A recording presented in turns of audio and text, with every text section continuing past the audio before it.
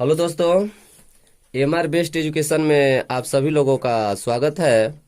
मैं मंटू सर आपके सामने लेकर आया हूँ 10वीं क्लास का विज्ञान, जो आपके सामने दिखाई दे रहा है। जो सेंटअप परीक्षा जो हुआ 2021 में, इसके 80 महत्वपूर्ण वस्तुनिष्ठ प्रश्न जो इसमें दिया गया है, उसको हम लोग देखेंगे। इसके इसका उत्तर आपका कितना सही हो रहा है, आप कमेंट में बताइएगा। परीक्षा देने से पहले आप इसे एक बार प्रैक्टिस जरूर कर लीजिए। आइए देखते हैं। पहला हमारा प्रश्न कह रहा है कि प्रकाश के परावर्तन के नियमों की संख्या है। तो प्रकाश के परावर्तन के नियमों की संख्या कितनी है? तो 1 होता है, 2 होता है, 3 होता है कि 4 होता है? तो प्रकाश के परावर्तन के नियमों की संख्या 2 होता है। Option number B. दूसरा हमारा प्रश्न है, प्रकाश, देख रहे हैं ना यहाँ, प्रकाश का वेग सबसे अधिक होता है। तो प्रकाश का वेग सबसे अधिक किसमें होता है? तो प्रकाश का सबसे अधिक वेग निर्वात में होता है। तो इसका ऑप्शन क्या होगा? डी होगा। तीसरा प्रश्न है, प्रकाश का वर्ण विक्षेपण किस उपकरण से संभव है?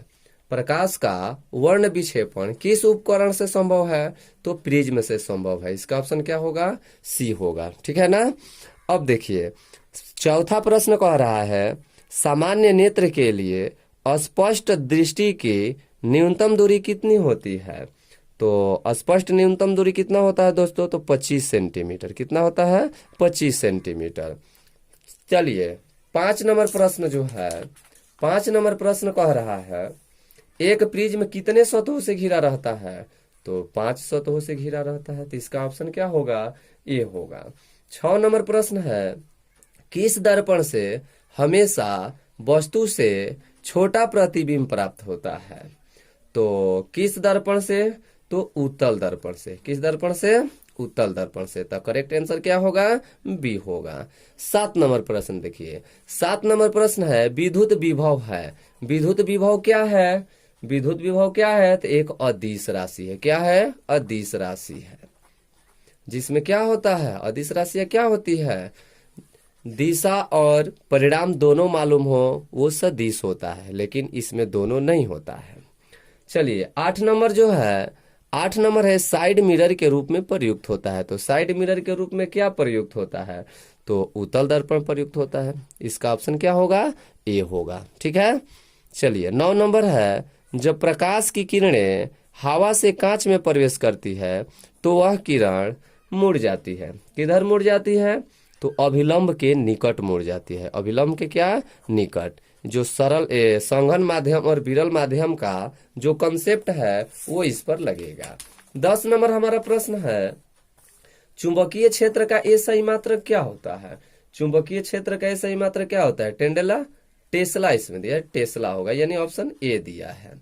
चलिए, 11 नंबर जो है, कह रहा है, समांतर क्रम में जुड़े प्रतिरोध को जिनके प्रतिरोध R1 तथा R2 हो, इसका समतुल्य प्रतिरोध R के बराबर होगा। तो क्या होगा इसका? तो ये थोड़ा घुमा फिरा कर दिया है दोस्तों, इसका आंसर सी होगा। क्योंकि समांतर क्रम में क्या होता है? 1/R बराबर 1/R1 प्लस 1/R2 होता है। इसका जब हम एलसीएम निकालेंगे तो R1 इंटू R2 होगा, और ये ऊपर क्या हो जाएगा? R1 plus R2। तो R का मान निकालेंगे तो ये तिरछा तिरछी गुणा कर देंगे तो ये ऊपर हो जाएगा और ये नीचे हो जाएगा। ठीक है। 12 नंबर हमारा प्रश्न है, 12 नंबर प्रश्न कह रहा है कि जूल प्रति कूलाम कहा जाता है। तो जूल प्रति कूलाम किसको कहा जाता है? तो वोल्ट को कहा जाता है। इसका ऑप्शन क्या होगा? ए होगा। क्या होगा? ए होगा। 13 नंबर प्रश्न देखिए, दूरदृष्टि दोष वाला नेत्र साफ साफ देख सकता है। तो दूरदृष्टि वाला किसको देख सकता है? दूर की वस्तु को देख सकता है। और निकट दृष्टि वाला निकट की वस्तु को देख सकता है। 14 नंबर प्रश्न है, हमारे घरों में जो विद्युत आपूर्ति की जाती है वह है। तो वह क्या है जो हमारे घरों में विद्युत आपूर्ति की जाती है? तो इसका करेक्ट आंसर सी होगा, यानी 220 वोल्ट पर प्रत्यावर्ती धारा होती है। चलिए, प्रश्न नंबर 15 देखते हैं कि लघु पथन के समय विद्युत धारा का मान होता है। लघु पथन यानी शॉर्ट सर्किट जिसको बोलते हैं, तो बहुत अधिक हो जाता है ना, हो तो बहुत अधिक हो जाता है, यानी इसका ऑप्शन सी होगा। 16 नंबर है बिजली का सुचालक है। तो बिजली का सुचालक क्या है, तो इसमें ऑप्शन हमारा डी दिया है तो ये अधातु, ये अपवाद है, अधातु होते हुए भी ये विद्युत का क्या होता है, सुचालक होता है। चलिए 17 नंबर हमारा है क्षारीय विलयन का पीएच मान कितना होता है। तो क्षारीय विलयन का पीएच मान 7 से अधिक होता है। 7 से क्या होता है, अधिक होता है। 7 से कम किसका होता है, तो ये अम्ल का होता है। 7 किसका होता है, तो उदासीन विलयन का होता है। ठीक है ना, ये बहुत इंपॉर्टेंट क्वेश्चन है, इसको आप प्रैक्टिस करते रहिएगा, कॉपी ले लीजिए और इसी समय लिखते रहिए यदि ये पेपर आपके पास नहीं है तो। यदि आप नए हैं तो इस चैनल को सब्सक्राइब कर दीजिए, लाइक कर दीजिए और अपने दोस्तों के पास शेयर कर दीजिए। 18 नंबर प्रश्न है निम्नांकित में कौन विजातीय यौगिक है, माने सबसे अलग है।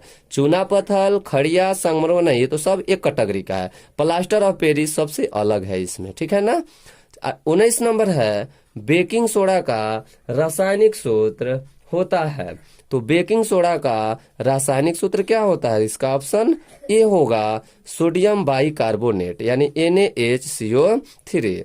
चलिए क्वेश्चन नंबर यानी प्रश्न संख्या 20 पर चलते हैं। तो हमारा 20 नंबर है निम्नांकित में किस हाइड्रोकार्बन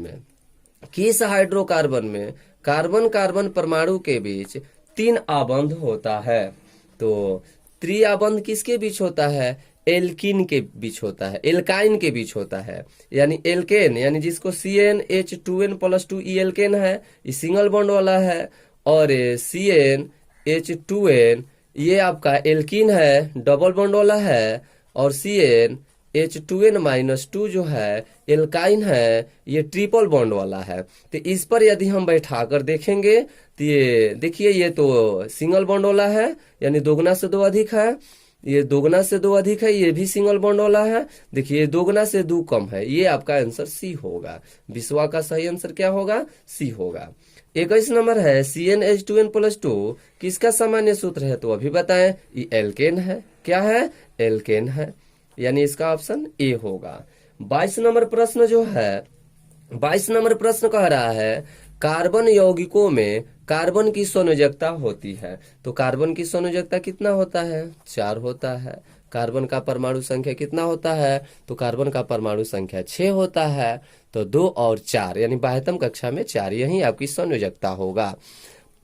23 नंबर प्रश्न है अम्लराज में HCl और HNO का अनुपात होता है। यानी अम्लराज में हाइड्रोक्लोरिक अम्ल और नाइट्रिक अम्ल का अनुपात कितना होता है, तो इसका अनुपात होता है 1:3। ठीक है ना। अगर यही पूछता HNO3 और HCl का अनुपात तो 3:1 बताते, लेकिन किसका पूछा है, HCl और HNO3 का। ठीक है, तो इसका करेक्ट आंसर क्या होगा, बी होगा।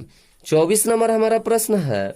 24 नंबर प्रश्न कह रहा है हमारा शरीर पीएच मान के किस सीमा में सही तरीके से कार्य करता है। कौन सीमा में सही तरीका से काम करता है, तो जब पीएच मान हमारा 7 से 7.8 के बीच रहता है तो हमारा शरीर सही तरह से कार्य करता है। यदि इससे कम या ज्यादा होता है तो हमारा तबीयत बिगड़ जाता है। तो अब इसके बाद हम चलते हैं 25 नंबर जो हमारा प्रश्न है दोस्तों। 25 नंबर प्रश्न में देखिए क्या लिखा है, कौन सी अधातु कमरे के ताप पर द्रव अवस्था में रहती है। अधातु पूछ रहा है, तो अधातु में होता है ब्रोमीन। यानी 25वां का सही आंसर हमारा क्या होगा, तो ए होगा। यही यदि धातु पूछता तो हम पारा बताते, धातु पूछता तो क्या बताते, पारा। लेकिन पूछा क्या है, अधातु पूछा है। चलिए 26 नंबर है। 26 नंबर कह रहा है एसिटाल्डिहाइड का यूपेक नाम है। यूपेक नाम क्या होता है एसिटाल्डिहाइड का, तो इसका यूपेक नाम होता है एथेनल। इसका ऑप्शन सही ऑप्शन आपका बी होगा। 27 नंबर प्रश्न है दोस्तों, निम्नांकित में कौन सी गैस धातुओं के वेल्डिंग में प्रयुक्त होती है। कौन सी गैस धातुओं के बिल्डिंग में प्रयुक्त होती है? तो ये इथाइन होती है। क्या होता है? इथाइन। 28 नंबर प्रश्न देखिए, निम्नलिखित में किस वैज्ञानिक ने त्रियक नियम दिया था? तो डोबेराइनर ने दिया था। कौन दिया था? डोबेराइनर। यानी 28 का सही आंसर सी होगा। न्यूलैंडस जो है अष्टक नियम दिया था, ठीक है ना। और ये परमाणु अणु का सब नियम था, यानी त्रियक नियम कौन दिया था? डोबेराइनर ने। 29 नंबर जो है, मेंडलीव की आवर्त सारणी में आवर्त की संख्या होती है। तो 29 का करेक्ट आंसर होगा, कितना होता है? तो 7 होता है। कितना होता है? 7 होता है। तो ये 29 नंबर हमारा कंप्लीट हुआ। 30 नंबर देखिए दोस्तों, 30 नंबर आपका है कोयला तथा पेट्रोलियम है। तो कोयला तथा पेट्रोलियम क्या होता है? तो जीवाश्म ईंधन होता है। क्या होता है? जीवाश्म ईंधन होता है। तो यानी इसका ऑप्शन ए होगा। इसका ऑप्शन क्या होगा? ए होगा। चलिए, 31 नंबर है, निम्नांकित में कौन प्राकृतिक संसाधन है? प्राकृतिक संसाधन कौन है? वायु है, जल है, मृदा है, इनमें से सभी है। तो इनमें से सभी हम बताए भी थे कि यदि हम सवाल पढ़ रहे हैं, अगर उनमें ऑप्शन इनमें से सभी आ जाए तो याद नहीं भी रहता है, तो हम उसी पर जाएंगे, ठीक है। अधिकांशतः 99% इनमें से सभी वाला प्रश्न सही होता है। तो इसका सही आंसर क्या होगा? डी होगा। 32 नंबर जो है, कैल्शियम की परमाणु संख्या क्या होती है? तो कैल्शियम की परमाणु संख्या हमारा 20 होता है। कितना होता है? 20 होता है। यही संकेत कहता तो सीए होता है, ठीक है। 33 नंबर प्रश्न है कि स्वपोषी पोषण के लिए आवश्यक है। क्या क्या आवश्यक है? क्लोरोफिल आवश्यक है, कार्बन डाइऑक्साइड तथा जल आवश्यक है, कि सूर्य का प्रकाश, ये सभी आवश्यक है दोस्तों। क्या? ये सभी आवश्यक है। तो इसका सही आंसर क्या होगा? डी होगा, ठीक है। 34 नंबर देखिए दोस्तों, 34 नंबर है, निम्नलिखित में कौन एक अपघटक है? कौन एक अपघटक है? गोलकृमि, बैक्टीरिया? हाँ, बैक्टीरिया है। कौन है? बैक्टीरिया है।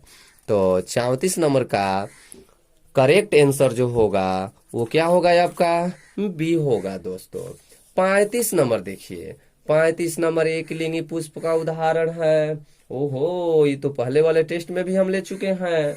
तो एक लिंगी पुष्प का उदाहरण क्या होगा? तो पपीता होगा। क्या होगा? पपीता होगा। यानी 35 का करेक्ट आंसर क्या है? ये है। 36 जो है, मेंडल ने अपने प्रयोगों में किस पौधे का चयन किया? ये तो सब पढ़ाया हुआ अब लग रहा है, आ रहा है। तो मेंडल ने अपने प्रयोग में किस पौधे का चयन किया था? तो मटर का। किसको किया था? किसका? मटर का। यानी 36 का करेक्ट आंसर सी होगा।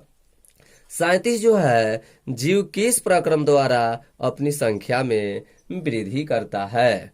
तो जनन होता है। जनने से ना संख्या बढ़ता है। तो 37 का ऑप्शन हमारा क्या होगा? बी होगा। 38 नंबर है कि नर युग्मक और मादा युग्मक के संलग्न को क्या कहते हैं? तो नर युग्मक और मादा युग्मक जब संलग्न करता है तो निषेचन कहलाता है। क्या कहलाता है? निषेचन कहलाता है। अब 39 नंबर देखिए, 39 नंबर कह रहा है स्त्री केसर का आधारीय भाग क्या कहलाता है? तो अंडाशय कहलाता है। यानी ऑप्शन डी होगा। यानी 39 का करेक्ट आंसर क्या होगा? तो डी होगा दोस्तों। 40 नंबर देखिए, कौन सा रक्त समूह सभी समूहों से रक्त ले सकता है? तो कौन सा रक्त समूह सभी समूहों से रक्त ले सकता है? तो इसका सही आंसर है ए बी। इसका एक खासियत है कि सभी समूहों से ले सकता है, लेकिन किसी समूह को दे नहीं सकता है। ये केवल लेना जानता है, देना नहीं जानता है। 41 नंबर है, मेंडल का प्रथम नियम क्या है? तो मेंडल का पृथक नियम पृथक्करण का नियम है। तो 41 का करेक्ट आंसर क्या होगा? बी होगा। 42 नंबर जो है, निम्नांकित में से कौन पुनरुद्ध भवन का उदाहरण है? तो 42 का करेक्ट आंसर हमारा होगा हाइड्रा। यानी बी ऑप्शन होगा। 42 का करेक्ट आंसर क्या है? बी है। 43 पर देखिए दोस्तों, इधर उधर ध्यान मत दीजिए, नोट करते रहिए, बहुत ही इंपॉर्टेंट क्वेश्चन है। 43 है, गर्भपात की सुरक्षित अवधि कितनी होती है? तो 43 का करेक्ट आंसर होगा बी, 6 महीने के भीतर ये सुरक्षित अवधि होती है। 44 नंबर है आपका, भागते या दौड़ते समय कौन सा हार्मोन सक्रिय होता है? तो 44 का करेक्ट आंसर सी होगा, जिसको इंसुलिन कहते हैं। तो 44 का करेक्ट आंसर क्या होगा दोस्तों? तो सी होगा। 45 नंबर देखिए, मास्टर ग्रंथि किसे कहा जाता है? तो मास्टर ग्रंथि किसे कहते हैं दोस्तों? पहला थायराइड को, प्यूटरिटरी को, तो यही होता है मास्टर ग्रंथि। बी होगा 45 का। 46 नंबर जो है, पादप हार्मोन का उदाहरण है। तो पादप हार्मोन का उदाहरण है ऑक्सिन। क्या है? ऑक्सिन। तो 46 का करेक्ट आंसर क्या होगा? ए होगा।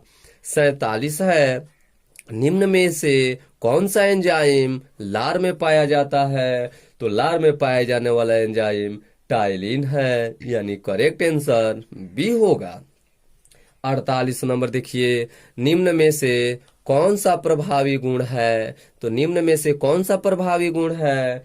तो प्रभावी गुण का मतलब यानी प्रभावी गुण यानी लंबा, यही हमारा होगा प्रभावी गुण। यानी जो मेंडल ने जो चुना था, जो लंबा था उसको प्रभावी बताया था, और जो बावना था उसको अप्रभावी बताया था। इसको F1 और इसको F2 के नाम से जाना जाता था। 49 नंबर है कि लेंस सूत्र है। तो लेंस सूत्र क्या होता है तो आपका दर्पण सूत्र है। लेंस सूत्र में माइनस होता है, यही चीज हो जाए, यदि माइनस में हो जाए तो लेंस सूत्र हो जाएगा। तो देखिए यहाँ ऑप्शन नंबर सी दिया है, लेंस सूत्र 1/v - 1/u = 1/f होता है। तो 49 का करेक्ट आंसर क्या होगा? तो 49 का करेक्ट आंसर सी होगा। 50 नंबर देखिए दोस्तों, 50 नंबर जो है हमारा कह रहा है द्विअवतल लेंस को कहते हैं अपसारी लेंस, अभिसारी लेंस, दोनों प्रकार का। हाँ, दोनों प्रकार का, इनमें से सभी। ओहो, तो इसको हम मारेंगे। इस पर बच्चे बहुत जहुआ जाते हैं, गड़बड़ा जाते हैं। दोनों प्रकार का, तो दोनों तो होगा, तो यानी सभी भी दे दिया है, तो इसी को मार देंगे हम।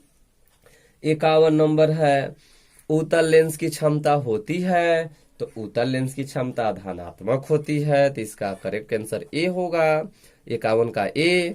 52 पर चलते हैं, तो प्रकाश के अपवर्तन के नियम, परावर्तन का नियम पूछे या अपवर्तन का नियम पूछे, दो होते हैं, यानी 52 का करेक्ट आंसर क्या होगा? तो सी होगा। 52 का करेक्ट आंसर क्या होगा? तो सी होगा।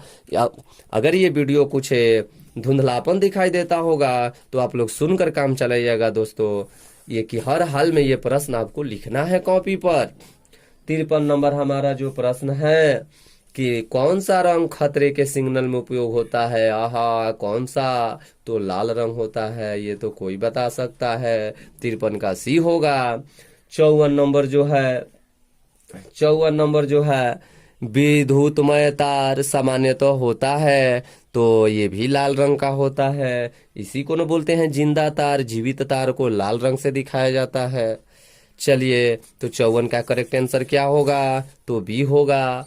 55 देखिए दोस्तों, 55 नंबर कह रहा है विद्युत मोटर परिवर्तित करता है। तो विद्युत मोटर किसमें किसको परिवर्तित करता है? तो विद्युत ऊर्जा को यांत्रिक ऊर्जा में परिवर्तित करता है, वो विद्युत मोटर होता है। एक विपरीत जो होता है वो विद्युत जनित्र होता है। तो 55 का करेक्ट आंसर भी होगा। 56 जो है, किसी चालक का प्रतिरोध निर्भर करता है चालक की लंबाई पे, तो सही बात है। प्रकृति पे, सही बात है। अनुप्रस्थ कांट के क्षेत्रफल पर, यह भी सही है। देखिए यहाँ दिया है इनमें से सभी, तो 56 का आंसर होगा डी। 57 नंबर जो प्रश्न है कि 1 कूलम आवेश में कितना इलेक्ट्रॉनों की संख्या होती है?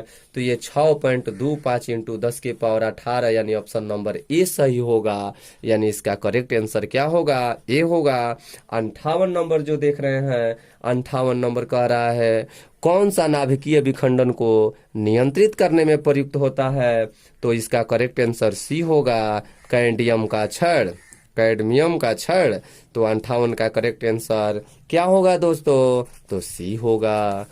59 नंबर देखिए, किस देश को पवनों का देश कहा जाता है दोस्तों? पौनों का देश तो डेनमार्क को कहा जाता है। तो इसका आंसर आपका बी है। 60 नंबर जो है अपघटन अभिक्रिया का उदाहरण है। तो अपघटन का मतलब क्या होता है? एगो को तोड़कर दो या दो से अधिक बना दो। तो देख रहे हो यहाँ ना, एक ही से एक दूगो बन गया है, ये दूगो से एगो थी तो संयोजन हो गया। ये भी देखिए दूगो से दूगो, दूगो से दूगो, लेकिन यहाँ एगो से दूगो, इसी को अपघटन बोलते हैं। तो 60 का करेक्ट आंसर हमारा ए होगा। 61 नंबर है क्लोरोफार्म का अणु सूत्र है। तो क्लोरोफार्म का अणु सूत्र क्या होता है? तो CaCl3 होता है। तो CaCl3 कहाँ पर दिया है? ऑप्शन नंबर सी में दिया है। ऑप्शन नंबर कितना में दिया है दोस्तों? तो ऑप्शन नंबर सी में दिया है। ठीक है ना। चलिए अब हम चलते हैं किस पर? अब हम चलते हैं क्वेश्चन नंबर 62 पर। 62 कह रहा है निम्नांकित में कौन लवण है? तो सोडियम क्लोराइड लवण है। सोडियम क्लोराइड NaCl यानी 62 का ए होगा। 63 जो है लोहे की परमाणु संख्या कितना होता है? तो लोहा का परमाणु संख्या 26 होता है। इसका करेक्ट आंसर क्या होगा? तो ए होगा। 63 का करेक्ट आंसर क्या होगा? तो ए होगा। लोहे 63 के बाद आता है 64। 64 कह रहा है कि इस धातु को चाकू से सरलता से काटा जा सकता है। तो सोडियम को काटा जा सकता है या लिथियम को भी काटा जा सकता है। ये पनीर जैसा होता है। 64 का ए हो गया। 65 है हेमाटाइट निम्नलिखित में किस धातु का अयस्क है? तो हेमाटाइट किसका अयस्क होता है? तो लोहा का अयस्क होता है और लोहा का संकेत एफ ही होता है। तो इसका करेक्ट आंसर बी होगा। 66 है धातु के ऑक्साइड होते हैं। तो धातु के ऑक्साइड क्या होते हैं? तो क्षारीय होते हैं। क्षारीय होते हैं यानी ऑप्शन ए होगा। अधातु का ऑक्साइड पूछता तो अम्लीय बताते। 67 नंबर है सरलतम हाइड्रोकार्बन है। तो मीथेन से तो शुरुआत होता है। इसका ऑप्शन ए होगा। यानी 67 का करेक्ट आंसर क्या होगा? ए होगा। इसके बाद जो है 68 कह रहा है दही में कौन अम्ल पाया जाता है? तो दही में कौन सा अम्ल पाया जाता है हो? तो लैक्टिक अम्ल पाया जाता है। 68 का करेक्ट आंसर बी होगा। 68 का करेक्ट आंसर क्या होगा? बी होगा। 69 पर चलते हैं दोस्तों। 69 क्या कह रहा है कि रबर एक बहुलक है। तो रबर एक बहुलक तो है, तो किसका बहुलक है? तो आइसोप्रीन का है ऑप्शन में ना, ऑप्शन नंबर डी में है। चलिए अब हम चलते हैं क्वेश्चन नंबर 70 पर। क्वेश्चन नंबर 70 कह रहा है कार्बन के अपरूप हैं। तो कार्बन के अपरूप कौन है? तो हीरा भी है, ग्रेफाइट भी है, फ्लोरीन भी है, इनमें से सभी। यानी कार्बन कई रूपों में पाया जाता है।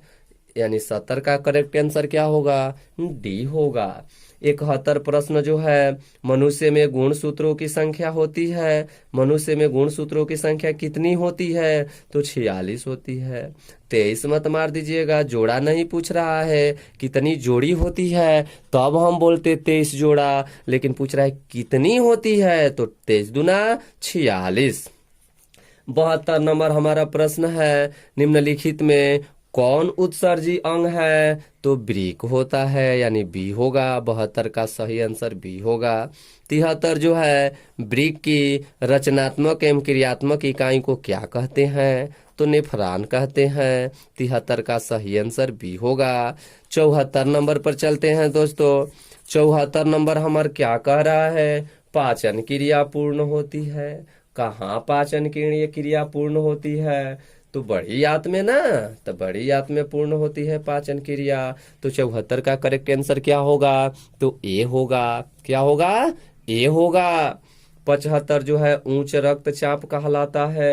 उच्च रक्तचाप क्या कहलाता है? तो हाइपरटेंशन कहलाता है। हाइपरटेंशन कहलाता है। देख रहे हैं ना, ऑप्शन नंबर ए में दिया है। 76 है एंड्रोजेन है। एंड्रोजेन क्या है? तो नर हार्मोन है। 76 का करेक्ट आंसर क्या होगा? तो ए होगा। 77 है कि सबसे छोटी अंतःस्रावी ग्रंथि है। तो सबसे छोटी अंतःस्रावी ग्रंथि कौन होता है? तो प्यूटरेटरी होता है। तो ऑप्शन नंबर बी है। 78 देखते हैं पुरुष का मैथुन अंग है। तो पुरुष का मैथुन अंग कौन है? तो क्या दिया है ऑप्शन नंबर पुरुष का मैं सिसिन, ये होगा ऑप्शन नंबर डी होगा। 78 का ऑप्शन क्या होगा? तो डी होगा।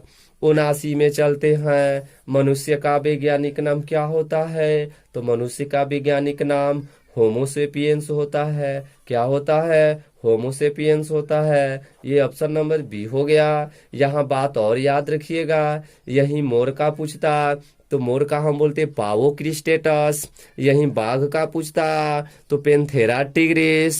यहीं आम का पूछता तो मेंगीफेरा इंडिका। ये सभी वैज्ञानिक नाम है, इसमें से जरूर एगो पूछने का चांस बनता है। 80 नंबर जो है, बीज पत्र का कार्य है। बीज पत्र का कार्य क्या है? तो बीज पत्र का कार्य है सुरक्षा। तो यानी 80 का करेक्ट आंसर कैसे कौन सा होगा? तो 80 का करेक्ट आंसर ए होगा।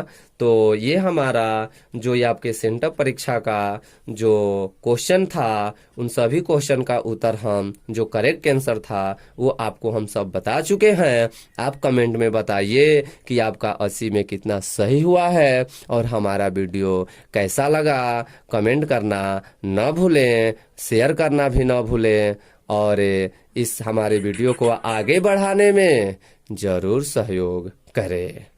ठीक है दोस्तों, धन्यवाद। अब हम अगले दिन मिलते हैं।